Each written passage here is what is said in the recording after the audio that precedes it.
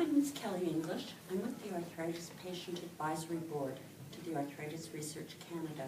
And I'm here today with Dr. Claire Barber, Assistant Professor of the Division of Rheumatology, University of Calgary. I've had the great pleasure of working on one of your projects recently on a development of the National RA Core clinical data set to support high quality of RA. And I was really quite excited to see, but also, I guess as a patient, I was a little surprised that it wasn't already exactly set. So it was quite exciting to me. So can you tell me a little bit about yourself and how this came about?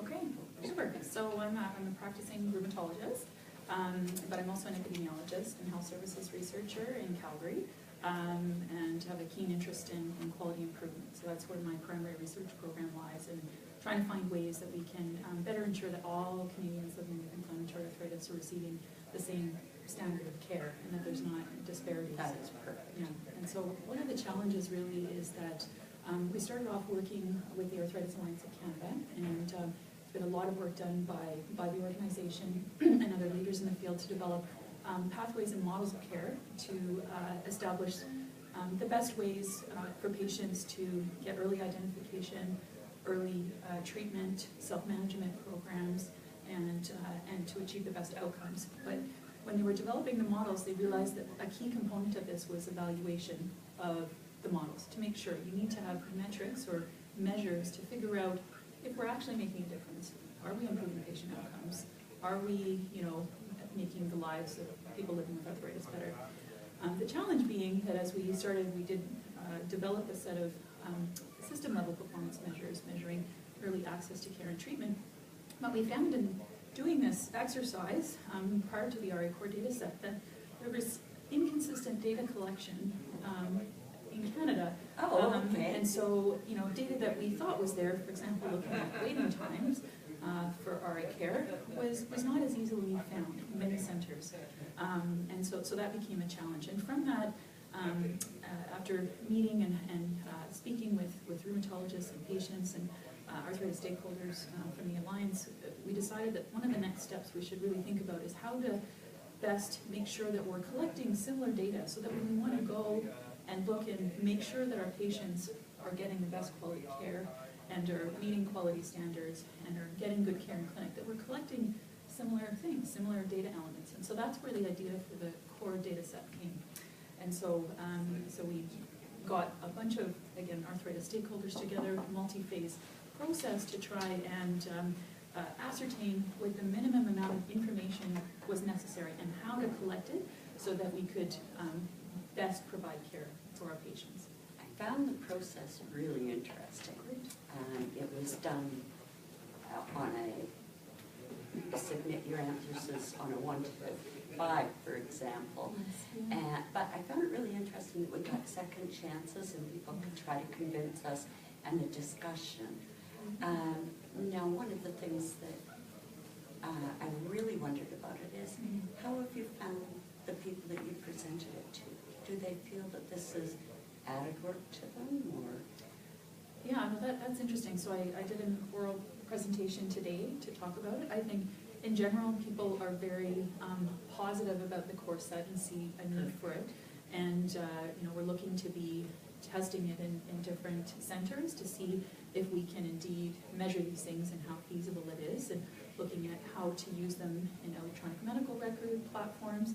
And also my own center, we have an electronic record that's not that flexible, so we built another platform called Room for You, where we're using it to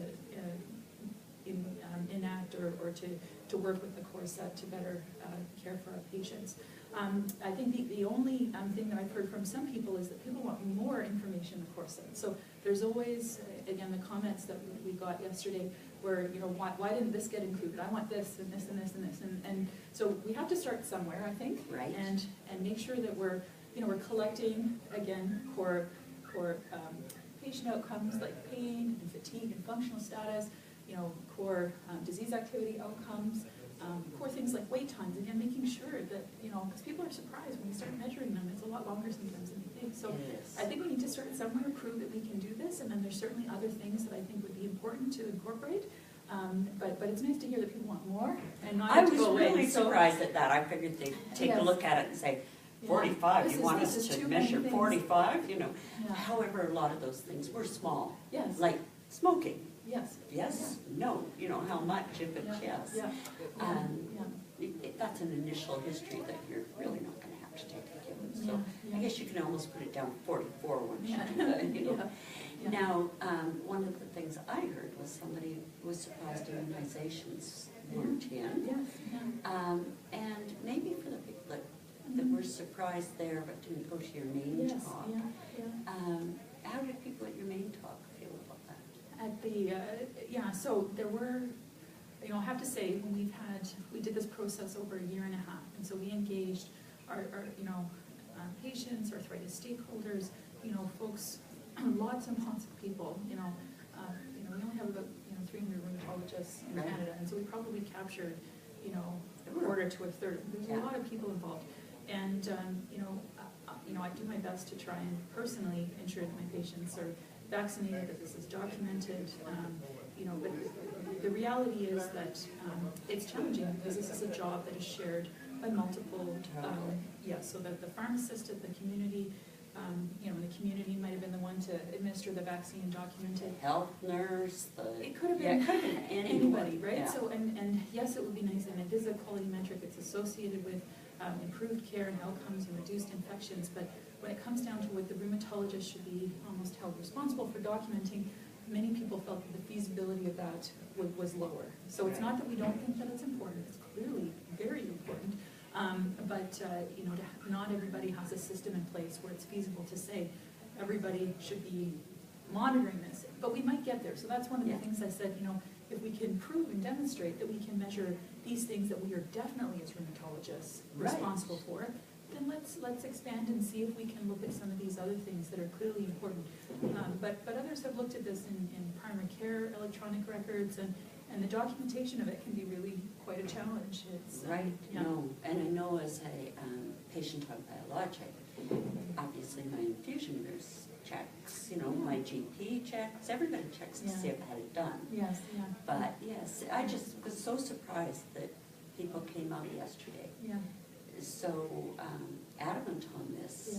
when out of the core group, which I thought was so phenomenal, yeah, yeah. that was one of the things that they had. They So had- I was just they addressing did. that today Yeah, because no, of I agree. because of Yeah.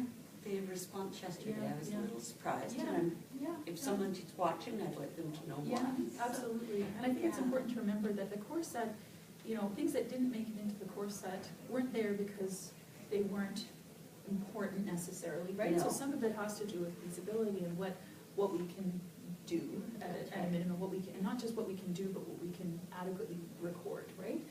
So there's other things that might be important to be documented. Like I think looking at work, that was something that got not included in the set, because again, looking at standardized ways of collecting this and then extracting information is very challenging. Because it's incredibly important to look at work in arthritis, but but again, as I said, we have to start somewhere. If we can't standardize, how your pain is and that I'm recording that and what your disease activity score is, then it's unlikely we're going to look at those other things. That's So right. we start somewhere and we build and we'll go from there. Well, I was very impressed because I've moved from Victoria to Vancouver, Mhm. and I've been with Dr. Atkins in Victoria for many years, Mhm. and at the beginning of my disease. And when we moved it over, he had a very, very busy, really incredibly busy, and not everything was written the way my new rheumatologist was, and I had to really strain to find out why. Mhm. And of course they were paper.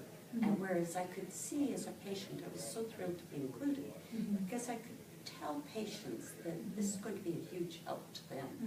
Mhm. Mhm. So you do see this as being a quality of, It's looking at quality of care. Quality of Yeah, care. because I think there's unwarranted variation, that may lead to problems if people are not doing and recording at least a minimum, set of similar things. right, Because if we're not collecting disease activity, how are we targeting to treatment, right? Like how are we targeting our treatment? So I think this is important, and figure out ways of measuring and reporting back and ensuring, because if you don't measure things, you don't know, right? Everybody's on a level playing field now, Yeah. right? Now, where do you see arthritis treatment going in the next 10 years? Wow.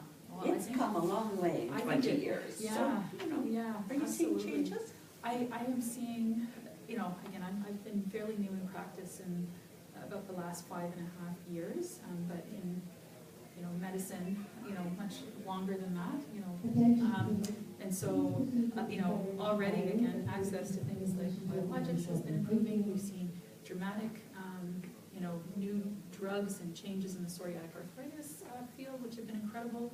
You know, it sounds like there's a lot of new molecules and investigations and other things that are coming down the pipeline, and then people are more interested in precision or personalized medicine, so figuring out specific, you know, targets for treatment that might be novel. I think some of the biggest areas for investigation, because again, many of these medications we're talking about, although phenomenal, could be very expensive. I think some of the things we're going to be looking at are figuring out ways to figure out who needs which treatment when, and is there a time when we can de-escalate or hold treatment, or, you know, and people still have good outcomes, right? So I think there's going to be a lot of interesting, you know, research and clinical experiences in the next, you know, 10, 20, 30 years. I think it's a really great time to be a rheumatologist and probably a very good time to be a patient as well, I right? agree. Yeah. Now, one of the interesting things that I was in a talk yesterday, and what they talked about was the fact that we're very close to gene therapy, where they could check your genes to see which of those drugs is going to target, Yeah. you know? Yeah. And I thought that was pretty exciting, Yeah, you know, yeah, or yeah. which you'd have a reaction to. Yeah, absolutely. And so, again, comes back to, we need to have good data right now on our patients, well-characterized data, so that you can have a better look at who might benefit from having some additional testing or investigations or being involved in things like precision medicine. So, And I think we will yeah. get more research out of just knowing that we have a nice level field of, so people can talk about it. Absolutely. Well, I'm excited to hear about that. I'm really glad that it went over really well. I was interested to hear how much pushback you'd get. It sounds very intimidating when you say 45 different quality measures. But Lots of people want to do a it. lot of those 45 don't have to be done all the time. So, no, I'm thrilled. And were there any questions from the audience at the moment? So, someone was asking, Calgary has a large population of First Nations. How is access to rheumatologist care for this population like? That's great. So, I'm not an Indigenous health researcher, and I work primarily in the rheumatology clinics, but there's a number of my colleagues who do clinics, and they travel to clinics in either urban Indigenous centers or on reserve, and to try and make access better. So one of them in particular, who's been very prominent at this conference, is Dr. Cheryl Barnaby, and has done amazing work in trying to improve access to care. We looked at wait times, actually, like waiting times to care for people in her clinics, and we couldn't actually measure them because people are allowed to come to the clinic if they hear about it in the community. So the wait times were 0, which is excellent. Like, people were able to access when she's there. So I think things are improving. But again, I feel remiss at commenting on that much more to that degree, because I think there's definitely indications that there's a higher prevalence of arthritis. We're probably not, you know, catching everybody that we could be, or helping everybody that we could be, and there's also sometimes poor outcomes in that community. So I think there's still a lot of work to be done, but you know, certainly there's some attention, and we've got some, you know, some great rheumatologists working with the communities to try and ameliorate that.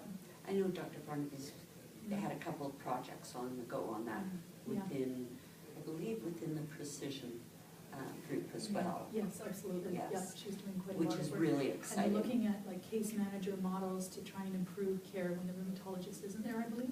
But she would be a better person to talk about that. Absolutely. Yeah, yeah. Thank you so much. This has been great. Wonderful. My pleasure. And as I said, I'm really excited for patients as well as for the doctors. Fabulous.